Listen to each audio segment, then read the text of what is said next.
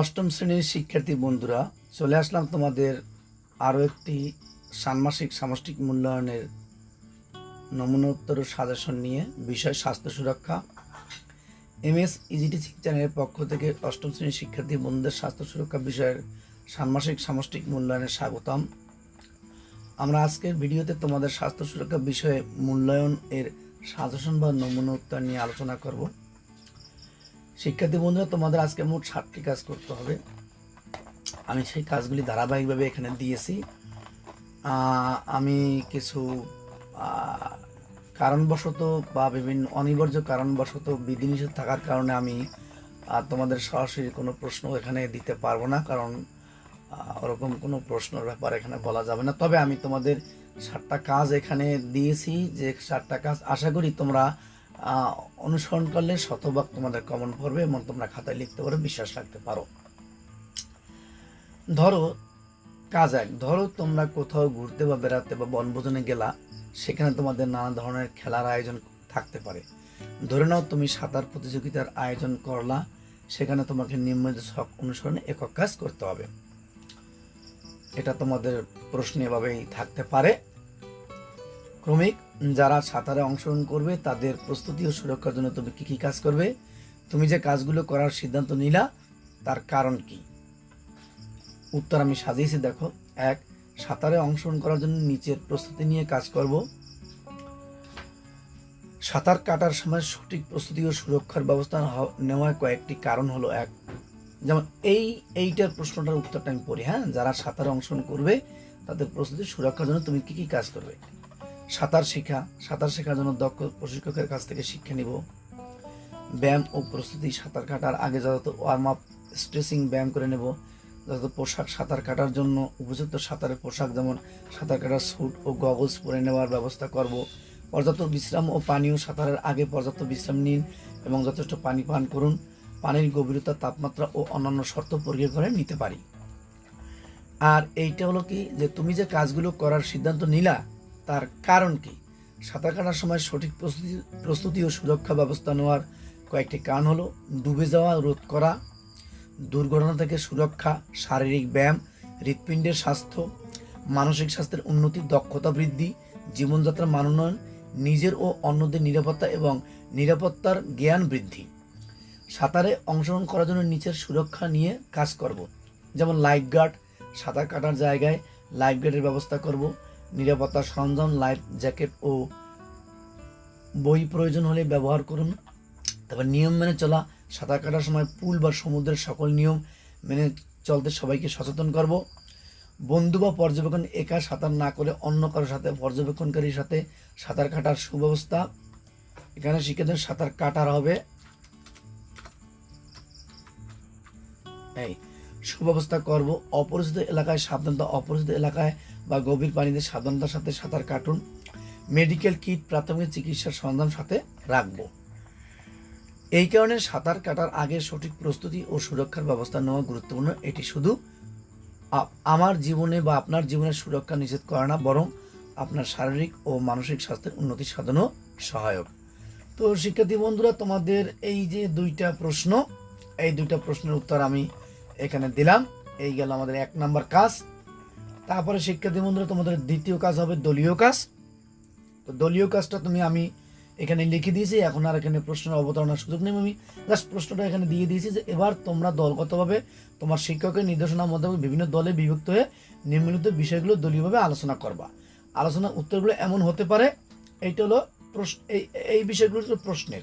Clear? উত্তরটা এবার এখান থেকে শুরু করতে আমরা কিছু জানার ও অভিজ্ঞতার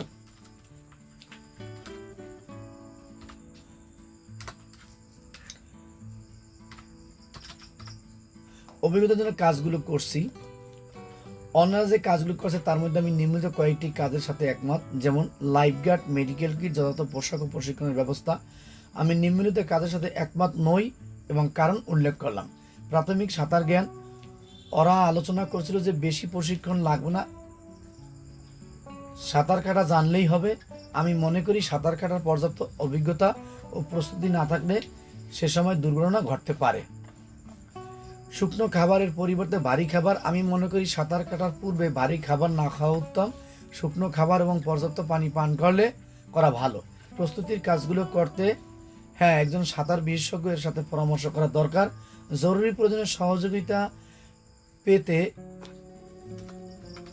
স্থানীয় হাসপাতাল, অ্যাম্বুলেন্স ও চিকিৎসকের সাথে যোগাযোগ রাখতে হবে। কাজ 3, একক কাজ। বনভোজনে সবার জন্য নিরাপদ খাবার নিশ্চিত করতে তুমি তাদেরকে কি বিষয়ে সচেতন করবে? উত্তর, খাবার প্রস্তুতি ও সংরক্ষণ।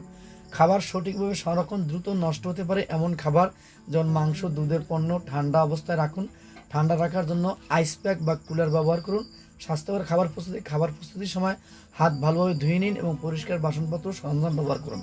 কাঁচা ও রান্না করা খাবার আলাদা রাখা। কাঁচা মাংস এবং রান্না করা খাবার আলাদা রাখা উচিত যাতে ক্রস কন্টামিনেশন না ঘটে। রান্নার সময় সতর্কতা। সঠিক তাপমাত্রায় রান্না। মাংস, পোলট্রি ও অন্যান্য খাবার সঠিক তাপমাত্রায় রান্না করুন যাতে ক্ষতিকর ব্যাকটেরিয়া ধ্বংস হয়। খাবারের তাপমাত্রা পরীক্ষা। মাংসের তাপমাত্রা পরীক্ষা করার জন্য ফুড থার্মোমিটার ব্যবহার করুন। পরিবেশনের সময় সতর্কতা। খাবার পরিবেশন করার সময় পরিষ্কার থাকা। পরিবেশনের সময় হাত পরিষ্কার রাখুন এবং খাবার ঢেকে রাখুন। খাবার ঠান্ডা রাখা। খাবার ঠান্ডা রাখুন এবং গরম খাবার গরম রাখুন। খাবার বাইরে বেশি সময় ফেলে রাখা ঠিক নয়। খাবারের উপাদান সম্পর্কে সচেতনতা। অ্যালার্জেন থেকে সাবধান। খাবারের কোনো অ্যালার্জেন যেমন বাদাম, ডেইরি রয়েছে কিনা তা জানিয়ে দিন এবং অ্যালার্জির প্রতি সচেতন থাকুন। অল্টারনেটিভ খাবার। যারা নিরামিষভোজী বা বিশেষ খাদ্যাভ্যাস অনুসরণ করেন তাদের জন্য বিকল্প খাবার রাখুন। পরিষ্কার পরিচ্ছন্নতা। বর্জ্য নিষ্পত্তি। খাবারের বর্জ্য প্লাস্টিক পণ্য নির্দিষ্ট স্থানে ফেলে দিন এবং পরিবেশ পরিষ্কার রাখুন। হাত ধোয়ার ব্যবস্থা। হাত ধোয়ার জন্য পানি, সাবান বা হ্যান্ড স্যানিটাইজেশনের ব্যবস্থা রাখুন। জরুরি পরিস্থিতির জন্য প্রস্তুতি। প্রাথমিক চিকিৎসা। ছোটোখাটো আঘাত বা সমস্যা মোকাবেলার জন্য প্রাথমিক চিকিৎসার কিট সঙ্গে রাখুন। তো শিক্ষার্থী বন্ধুরা, যারা আমার চ্যানেলটি এখনও সাবস্ক্রাইব করেনি তো আমার চ্যানেলটি সাবস্ক্রাইব করবা, সর্বোচ্চ লাইক দেবা, কমেন্ট করবা এবং সবার সাথে শেয়ার করবা। Contact information. জরুরি প্রয়োজনে যোগাযোগ করার জন্য প্রয়োজনীয় কন্ট্যাক্ট ইনফরমেশন সাথে রাখুন। এই সচেতনতা নিশ্চিত করলে বনভোজনের সময় সবাই সুস্বাস্থ্য এবং নিরাপদ খাবারের উপভোগ করতে পারবে। কেন তুমি এই বিষয়গুলো সম্পর্কে তাদেরকে সচেতন করতে চাও, এটা একটা প্রশ্ন আছে পাবা। উত্তর, বনভোজনে অংশগ্রহণকারীদের নিরাপদ ও সুস্বাদু খাবারের অভিজ্ঞতা নিশ্চিত করতে এই বিষয়গুলো সম্পর্কে সচেতন করা গুরুত্বপূর্ণ। এর পেছনে কয়েকটি মূল কারণ রয়েছে। স্বাস্থ্য সুরক্ষা। খাদ্যবাহিত রোগ প্রতিরোধ। খাবারের মাধ্যমে ছড়াতে পারে এমন রোগ যেমন ফুড পয়জনিং, সালমোনেলা বা ইকোলাই এর সংক্রমণ প্রতিরোধ করা। অ্যালার্জির ঝুঁকি কমানো। কিছু মানুষ নির্দিষ্ট খাবারে অ্যালার্জিক হতে পারে। অ্যালার্জেন সম্পর্কে সচেতন থাকলে গুরুতর প্রতিক্রিয়া প্রতিরোধ করা যায়। সুস্বাস্থ্য আরামদায়ক অভিজ্ঞতা। খাবারের মান বজায় রাখা। সঠিকভাবে খাবার সংরক্ষণ ও প্রস্তুত করার মাধ্যমে খাবারের মান ও স্বাদ বজায় রাখা যায়। আরামদায়ক অভিজ্ঞতা। পরিচ্ছন্নতা ও সঠিক পরিবেশনের মাধ্যমে সবাই আরামদায়কভাবে খাবার উপভোগ করতে পারে। সামাজিক দায়িত্ব, সহযোগিতা ও যত্ন। বনভোজন একটি সামাজিক কার্যকলাপ যেখানে সবাই মিলে সহযোগিতা ও যত্নের মাধ্যমে ভালো সময় কাটায়। পরিবেশ রক্ষা। বর্জ্য সঠিকভাবে নিষ্পত্তি করা এবং পরিবেশ পরিচ্ছন্ন রেখে প্রকৃতির প্রতি দায়িত্বশীলতা প্রদর্শন করা। জরুরি পরিস্থিতি মোকাবিলা। প্রাথমিক চিকিৎসার প্রয়োজন। ছোটোখাটো আঘাত বা সমস্যা দ্রুত মোকাবিলা করার জন্য প্রস্তুত থাকা। জরুরি যোগাযোগ প্রয়োজনে দ্রুত সাহায্য পর্যন্ত প্রয়োজনীয় কন্ট্যাক্ট ইনফরমেশন সাথে রাখা। ব্যক্তিগত নিরাপত্তা ও সুরক্ষা। স্বাস্থ্যকর খাদ্যাভ্যাস। সঠিক খাদ্যাভ্যাস বজায় রেখে সুস্বাস্থ্যের উন্নতি সাধন। নিরাপদ খাওয়া দাওয়া। কাঁচা ও রান্না খাবার আলাদা রাখা এবং সঠিক তাপমাত্রায় রান্না করার মাধ্যমে নিরাপদ খাওয়া দাওয়া নিশ্চিত করা। এইসব বিষয় সম্পর্কে সচেতন থাকার মাধ্যমে সবাই বনভোজন ও নিরাপদে আনন্দদায়ক সময় কাটাতে পারে। কাজ 5। তো শিক্ষার্থীদের চলে আসলাম তোমাদের 5 নাম্বার কাজে। 5 নাম্বার কাজে একটা প্রশ্ন ছিল, মানসিক চাপ ব্যবস্থাপনার জন্য তুমি বন্ধুকে কি পরামর্শ দেবে? উত্তর, বনভোজনের সময় মানসিক চাপ ব্যবস্থাপনা করার জন্য বন্ধুদের কিছু কার্যকর পরামর্শ দেওয়া যেতে পারে, যেমন কাজ ভাগাভাগি করে নেওয়ার পরিকল্পনা প্রস্তুতি থাকা, সময় পরিচালনা সম্পর্কে জ্ঞান থাকা, শারীরিক ও মানসিক স্বাস্থ্যের যত্ন নেওয়া, ইতিবাচক মনোভাব থাকা, সামাজিক সংযোগ যেমন সহায়তা চাওয়া এবং জরুরি পরিস্থিতির জন্য প্রস্তুতি নেওয়া। এই পরামর্শ তাকে কিভাবে সাহায্য করবে বলে তুমি মনে করো? উত্তর, এই পরামর্শগুলো বন্ধুদের মানসিক চাপ কমাতে বিভিন্নভাবে সহায়ক হতে পারে, যেমন পরিকল্পনা প্রস্তুতি। আগাম পরিকল্পনা সুপরিকল্পিত প্রস্তুতি মানসিক চাপ কমার কারণ এটি অপ্রত্যাশিত প্রস্তুতির সংখ্যা কমিয়ে দেয়। কাজ ভাগাভাগি করে নিলে একা সব কিছু করার চাপ কমে যায়, ফলে মানসিক স্বস্তি বাড়ে। সময় পরিচালনা পর্যাপ্ত সময় নিয়ে প্রস্তুতি নিলে তাড়াহুড়া কম হয়, যা মানসিক চাপ কমাতে সাহায্য করে। বিরতি নিলে শরীর ও মনকে আরাম দেওয়া যায়, যা চাপ কমাতে সহায়ক।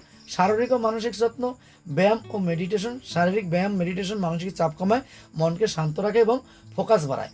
শ্বাস প্রশ্বাসের অনুশীলন, ধীরে ধীরে গভীর শ্বাস নিলে স্নায়ুবিক চাপ কমে এবং মন শান্ত থাকে। ইতিবাচক মনোভাব, ইতিবাচক চিন্তা মনকে উদ্দীপ্ত রাখে এবং চাপ কমাতে সহায়তা হয়।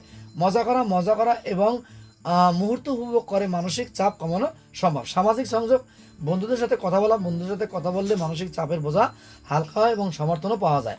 সহায়তা চেয়ে চাপ ভাগ করে নিলে মানসিক চাপ কমে যায়। জরুরি পরিস্থিতির জন্য প্রস্তুতি, প্রাথমিক চিকিৎসার কিট, জরুরি পরিস্থিতির জন্য প্রস্তুতি থাকলে অপ্রত্যাশিত ঘটনায় মানসিক চাপ কমানো সম্ভব। এইসব পরামর্শ মেনে চলে বন্ধু তার মানসিক চাপকে কার্যকরভাবে নিয়ন্ত্রণ করতে পারবে, ফলে বনভোজনকে আরো উপভোগ্য শান্তিপূর্ণ করতে পারবে। তোমার কি মানসিক চাপ হয় কখন? হ্যাঁ, আমার মাঝে মধ্যে মানসিক চাপ হয় যখন আমার বন্ধুরা আমার সাথে একসাথে কাজ করে না, সব কিছু আমার একার উপর ছেড়ে চলে যায়। কাজ 6, জোড়ায় কাজ। এবার শিক্ষকের নির্দেশনা অনুযায়ী জোড়া তৈরি করবে। 5 নং এ নিজের লেখা উত্তরগুলো নিয়ে এই যে তোমার 5 নম্বর যে লেখাগুলো ছিল, এই যে 5 নম্বর যে লেখাগুলো ছিল এইটার উপর ভিত্তি করে বলছে যে 5 নং এ নিজেদের লেখা উত্তরগুলো নিয়ে নিচের প্রশ্নের আলোকে আলোচনা করো, প্রশ্নের নোট দাও। এটা তোমার প্রশ্নের মধ্যে থাকবে। কোন কোন কাজ বা কৌশলগুলো ইতিবাচক কয়েকটি উদাহরণ লিখে এটা প্রশ্নের মধ্যে তোমার উত্তরটা এখান থেকে হবে। আলোচনার ভিত্তিতে আমরা অনেকগুলো কাজ ইতিবাচক বলে মনে করি, যেমন আগাম পরিকল্পনা, কাজ ভাগাভাগি, সময় পরিচালনা, বিরতি নেওয়া, ব্যায়াম ও মেডিটেশন, ইতিবাচক চিন্তা, বন্ধুদের সাথে হাসি মজার মাধ্যমে সময় কাটানো, বন্ধুদের সাথে কথা বলা, সহায়তা চাওয়া এবং প্রাথমিক চিকিৎসা কিট। এই কৌশল ও কাজগুলো অনুসরণ করলে বনভোজনের সময় বন্ধুদের মানসিক চাপ কমে যাবে এবং তারা আরো ভালোভাবে সময় উপভোগ করতে পারবে। তোমার উল্লেখ আরো একটি প্রশ্ন আছে তোমার এখানে, সেই প্রশ্নের উত্তরটা তোমরা লিখবা। এইরকম তোমরা হুবহু প্রশ্নটা পেতে পারো। তোমার উল্লেখ করা নেতিবাচক কাজ বা কৌশলগুলো শরীর ও মনে কি ধরনের প্রভাব ফেলে, এই প্রশ্নটা থাকবে। উত্তর: নেতিবাচক কাজ বা কৌশলগুলো শরীর ও মনে নানা ধরনের বিরূপ প্রভাব ফেলে। এখানে কয়েকটি উল্লেখযোগ্য প্রভাব তুলে ধরা হলো: পরিকল্পনা প্রস্তুতির অভাব, সময় পরিচালনার অভাব, শারীরিক ও মানসিক স্বাস্থ্যের অবহেলা, আত্মবিশ্বাসের অভাব, উদ্বেগ, সামাজিক সংযোগের অভাব যেমন একাকিত্ব, বন্ধুদের সাথে কথা না বললে বা সহায়তা না চাইলে একাকিত্ব এবং মানসিক চাপ বাড়ে।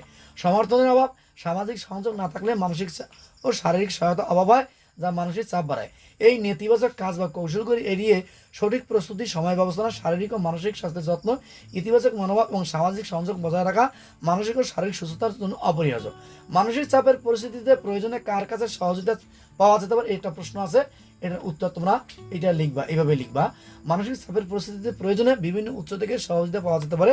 এখানে কয়েকটি উল্লেখযোগ্য উৎস তুলে ধরা হলো: পরিবার ও বন্ধু, স্বাস্থ্য পেশাজীবী, বিদ্যালয়ের সহপাঠী ও বিষয় শিক্ষক, সাপোর্ট গ্রুপ ও সংগঠন, অনলাইন রিসোর্স, হেল্পলাইন এবং ধর্মীয় আধ্যাত্মিক নেতা। আর দুটি পয়েন্ট তুমি থাকলে তুমি লিখতে পারো।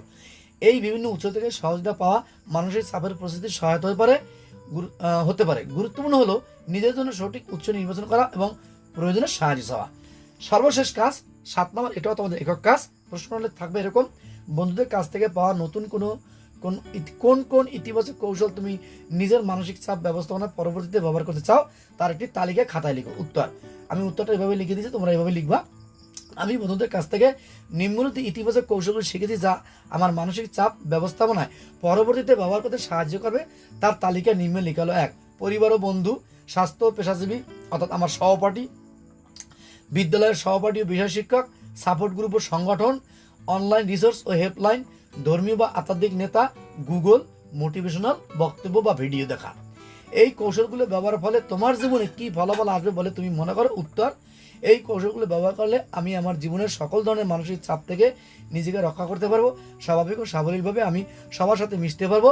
যে কোনো ঝুঁকিপূর্ণ কাজ ও পরিশ্রম করতে আমার কোনো মানসিক চাপ আসবে না, কারণ আমি নিজেই ইচ্ছায় সক্রিয়ভাবে কাজগুলো করতে পারবো। কারণ এই চাপ নিয়ে কাজ করার জন্য আমার পূর্ব থেকে প্রস্তুতি আছে এবং অভিজ্ঞতা আছে, যে কারণে আমার কোনো বিপদ আসার সম্ভাবনা নেই।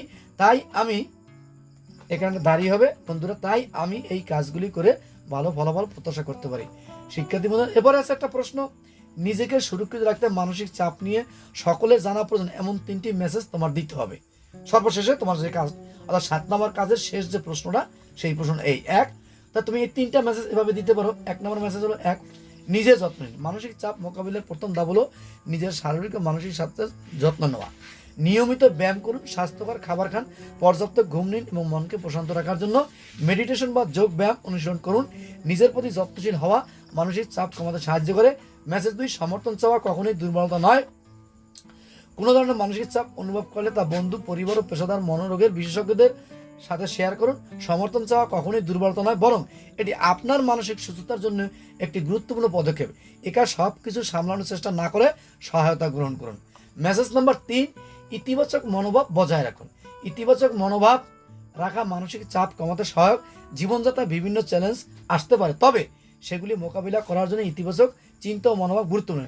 নেতিবাচক চিন্তা ও উদ্বেগ থেকে দূরে থাকুন এবং প্রয়োজন হলে পেশাদার সহায়তা নিন। ইতিবাচক মনোভাব আপনার মানসিক স্বাস্থ্যকে মজবুত করে। এই 3টি মেসেজ মানসিক চাপের মোকাবিলায় সবাইকে সহায়তা করতে পারে এবং নিজের সুরক্ষিত রাখার সাহায্য করবে। তো শিক্ষার্থী বন্ধুরা, এই ছিল তোমাদের স্বাস্থ্য সুরক্ষার ষান্মাসিক সামষ্টিক মূল্যায়নের নমুনা উত্তর।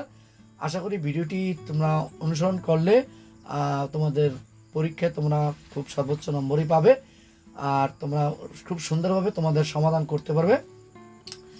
তো তোমাদের সবাইকে ধন্যবাদ আমাদের এই ভিডিওটি দেখার জন্য। তোমাদের কাছে একটা অনুরোধ, তোমরা সবাই আমার চ্যানেলটাকে লাইক করবা, কমেন্ট করবা এবং সর্বোচ্চ শেয়ার করবা, সাবস্ক্রাইব করবা। আমি চাই তোমরা আমার এই ভিডিওতে 1 লক্ষ লাইক ও সাবস্ক্রাইব পাবো। ধন্যবাদ সবাইকে। আজ এখানে, আল্লাহ হাফেজ।